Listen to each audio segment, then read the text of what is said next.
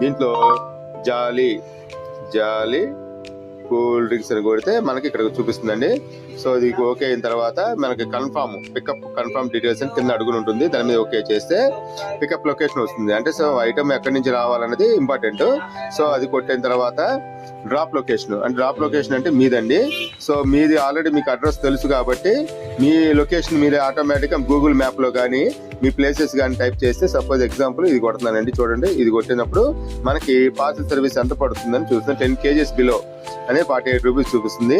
So 3 wheeler అయితేనేమో 118. So ఇది amount మీరు ఎవరు కడతారు అంటే ఈ పార్సల్ సర్వీస్ ఎవరు కడతారు అన్నది ఇంపార్టెంట్. సో డ్రాప్ లొకేషన్ అంటే మీ దగ్గర కడతారా, పికప్ పాయింట్ లో మాకు కడతారా?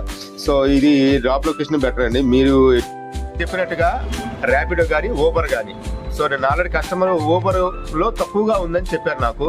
సో అమౌంట్ ఇది మన పార్సల్ సర్వీస్ ది. సో చిన్న అంటే హాఫ్ లీటర్లో అలా ఒక సింగిల్ గా చెప్పుకుంటే మనకి రేట్ ఎక్కువ పడుతుంది. సో అది మీరు 2-3 బాటిల్స్ గా కలిసి వచ్చేటట్టుగా మీకు తక్కువ పడేటట్టుగా చూసుకోండి.